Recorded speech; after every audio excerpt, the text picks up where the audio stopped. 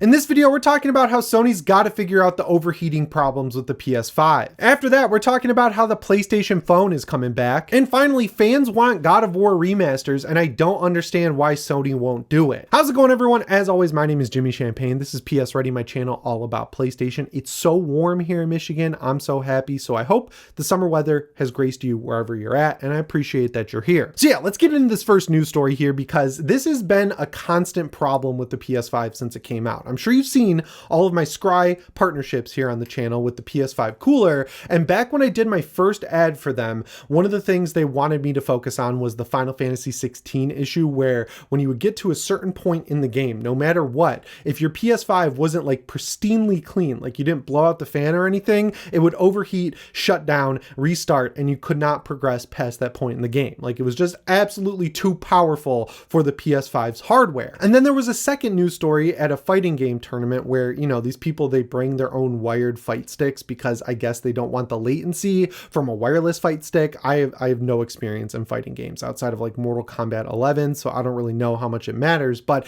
they were running into issues where to the middle point of the day after a few fights, when they would plug in their little fight, when they would plug their USB port, when they would plug their fight stick into the front USB port of the PS5, when they pull it out, it would pull the entire USB port with it and their fight stick would be broken because it was like fused to the USB port of the PS5. They were also having overheating problems with the console shutting down. And then my friend Ray just experienced a problem with his launch PS5 where the HDMI port overheated and it's just broken. And I've seen that one pop up with quite a few people, including my friend Mr. Matty Plays and my friend Ben, I'm pretty sure had HDMI problems with his launch PS5 after using it for a while. So when Scry sends me their coolers, I pop them on my PS5 and I've never had these issues since I had that one with Final Fantasy 16. So I know a lot of people don't think coolers actually work on the PS5, but my real life anecdotal data using the launch PS5, the PS5 Slim, and the PS5 Pro with the cooler is that I've never had an issue since I started using one. So I think they're great. And it looks like Sony's got to put some work in to figure out this overheating issue again, because they had their Evo tournament over the weekend with all these fighting games with professional players playing, like, I guess Street Fighter or something. I don't know. What games do people play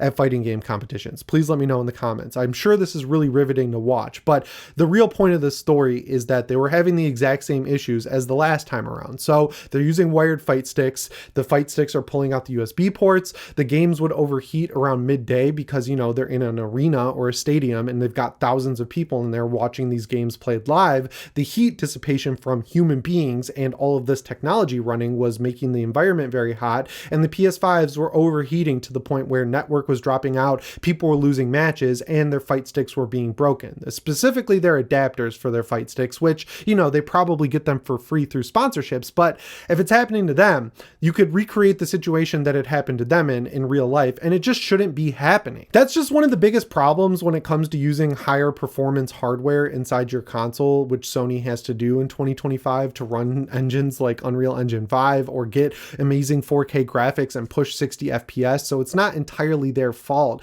because, you know, they test this stuff as much as possible, and I'm sure they have a threshold where, like, if 1% of them have an overheating issue, then they deem that safe enough to sell. But like, the overheating stuff, it always pops up and it doesn't seem like anything internally is being done about it. Because if you remember, back when they released the first revision of the launch PS5, my friend Austin Evans had a huge video where he was talking about how it was drawing more power to the actual console, and the console was running hotter because they reduced the size of the heatsink. And then Gamers Nexus did their whole video on it and were like, yes, it is running hotter, it is drawing more power, but the first PS5 was overkill. And then I was in that video, but I caught no heat for not really saying anything in the video. I just helped him take apart the PS5. So that was pretty cool because I didn't know. I'm not a tech guy. I don't know about voltages or wattages or whatever. I was like, yeah, it's running hotter, but like my console overheats regardless with games like Final Fantasy 16. So who knows? And then of course, the biggest example of consoles overheating and degrading in performance over time is the Xbox 360. I saw some revisionism around this where like people were like, this was acceptable back in the day that the 3 red rings would happen to every console.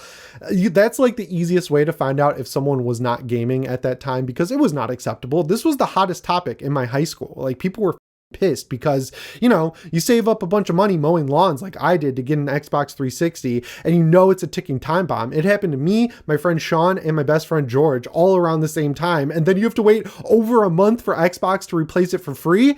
That's stupid. At least they replaced it, but like they should have, and it just shouldn't have taken that long because it was in the summer, right? You're playing in a hotter environment. My parents don't run the AC because they're so cheap, and then my console overheats and breaks, and I missed the entire summer, and I had weird parents who wouldn't let me play video games during the school year. So like I lost an entire month of the time where I'm allowed to play video games, which was the summer. It was terrible. And the weird thing is everyone was criticizing Sony for using liquid cooling on the PS5, but it seems like that was the smart call because I can't imagine how bad this issue would be if they were just using fans. And I understand that it's like a big fighting game tournament, so they're putting the PS5 to its absolute limits, but like something's got to be done about this. Either a software update or a fan replacement system. I don't know. The PS5 is a lot more reliable than my PS4 or PS4 Pro, which both had their Blu-ray lasers break, and my PS3 had the same issue, but it's like trading one issue for another. So yeah, if your PS5 is in an enclosed space, make sure it's in an open air space. Make sure you clean out your fans. And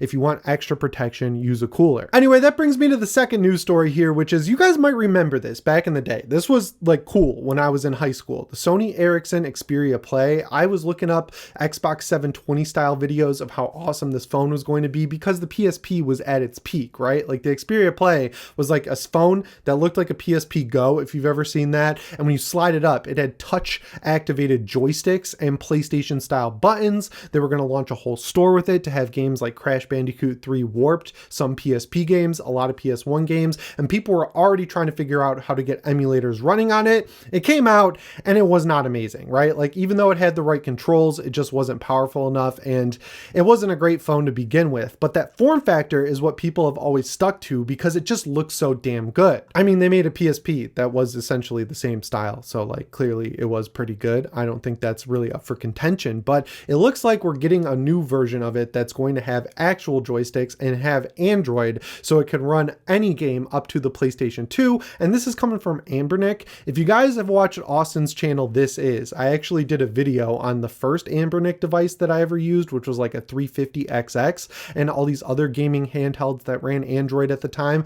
I thought it was pretty cool, and a lot of people are building whole YouTube channels on these retro handhelds. But this one is the first one I've really wanted to maybe pick up because it pulls that slide up design of something like the Xperia Play or the T-Mobile Sidekick, which was featured in Need for Speed games back in the day. And I would love gaming on this thing, man. Like if I could get all my favorite retro PS1 and 2 games up and running, like God of War 2, Chains of Olympus, Ghost of Sparta, Resident Evil 2, Resident Evil 3 Vengeance, like there's so many games you could play on this handheld, and having that slide up form factor would be sick. Now, all of Ambernick's devices, despite running Android, are not phones. This is the one that I would put a SIM card tray in. Like you should just bring back the nostalgic glory days of the Xperia Play, and maybe not necessarily make it a phone, but give it 5G connectivity so you could play multiplayer in some of these older games on the go, or even download Android games that have multiplayer setup. I think the sky's the limit with something like this. We'll have to wait and see if it actually comes out here. I know that there's a lot of duties that people are having to pay now because of the tariff situation, and a lot of the other,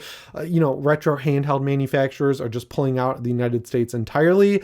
I just thought this was worth showing off on the channel because I thought you guys might be interested in it, because I'm a huge PlayStation fan. I'm a nostalgic PlayStation fan. I wanted an Xperia Play when I was a kid, and I'm glad my dad wouldn't buy me one because apparently it sucked. But speaking of retro games, we're in a weird situation where the fans are asking Sony specifically for one thing, and Sony is completely ignoring them. So I'm sure you heard the rumors earlier in the year with God of War's 20th anniversary coming up that there was going to be a collection of God of War 2, God of War 3, God of War Chains of Olympus, and God of War Ghost of Sparta. I love God of War 2018 and Ragnarok. Ragnarok is my favorite PS5 exclusive so far, if you're not counting the PS4 version, but there is a difference, right? Like the whole point of the original games was to be Kratos and slaughter the god. He didn't give a man. He was just cutting people limb to limb. And then you've got the new God of Wars where you're still cutting people up, which is cool, and you're fighting giant monsters, but they're at a much smaller scale than the Greek gods, for one thing. And for another, the sad dad storyline just doesn't work for a lot of people, and I get that. It was novel with The Last of Us and God of War 2018,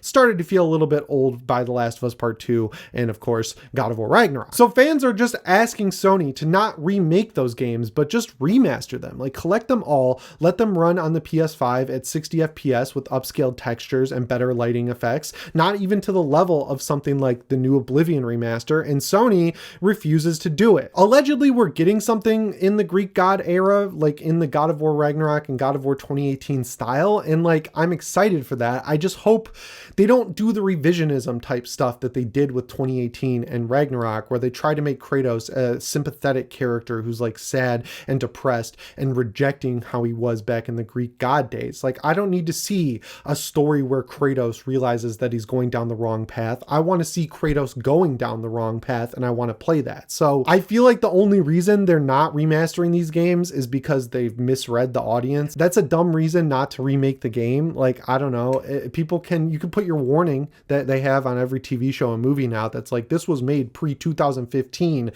so people might be a little offended if they watch what's in it. I think those are stupid and pointless, because like, if you're putting on Heat, you probably understand what kind of movie Heat is, but like, you could put those warnings before the games and maybe placate the people on Twitter. But if that's the reason they're not doing this, that shouldn't be a reason that they're not doing it. On the other hand, maybe they're not doing it because they want to do it right and remake these games in the style of 2018 and Ragnarok, where it's over the shoulder third person, and they want to do it with the engine that ran 2018 and Ragnarok. I think that would be awesome. I wouldn't want them to change the story or reduce the violence or anything like that, but I still think it would be pretty cool to see with like new graphics and new level layouts and everything like that, and be able to relive the intro of God of War 3. It's just bizarre that like, out of the old classic Greek saga, the only game that I think you can play natively on the PlayStation 5 is God of War 3, because they did a PS4 remaster back in the day, and that never got a PS5 patch or anything, so it's still running at PS4 settings. It's definitely a fine line to walk, right? Like, you don't just want to live in nostalgia land and continue bringing back old games like God of War or Ratchet and Clank or, you know, freaking Jack and Daxter or like MotorStorm, but there is a like value to it when you've got every other company like Nintendo and Microsoft doing the same thing and cleaning up with it. You're really just leaving money on the table. I don't want studios like Santa Monica, Insomniac, or Naughty Dog working on this necessarily, but if you're looking for ways to spin up smaller studios to make games that don't cost as much to actually make, these are the perfect style of games to do it. I think Sony was smart to try and scoop up a bunch of third-party exclusives with stuff like Silent Hill 2 and of course Stellar Blade, but like, that can only go so far, and I'd argue those games cost Sony more money to acquire than what it would cost them to just remake these games internally, because with those games, they're probably getting a chunk of revenue, but they also had to pay for a little bit of the development. But if they go through the trouble of remaking a lot of these classic style God of War games, or the classic Jack and Daxter games, or any of their old games that people still want to see on the PS5, they're reaping 100% of the revenue, which I'm sure will get them more profit at the end of the day. You know, there's going to be one Sony game at the Summer Game Fest showcase. I'm assuming it'll be this God of War sort of Greek saga spin-off style game that's going to be the size of Miles Morales, because that seems perfect for something like that. But if you look at the roadmap of what Sony's got coming up between Death Stranding 2, Ghost of Yotei, and hopefully this God of War game, it finally seems like they're getting their shit together in the first party, and I appreciate that. I just hope fans get what they want, which is the original God of War games remastered, because they're awesome. I grew up during that era. It was great to play those games in high school when I was at my maximum level of teen angst, and I'd love to return to that era on my PS5 instead of my Steam Deck. But anyway, guys, let me know what you think down in the comments below. As always, my name is Jimmy Champagne. I'll see you in the next one. Thanks for watching, and shape on.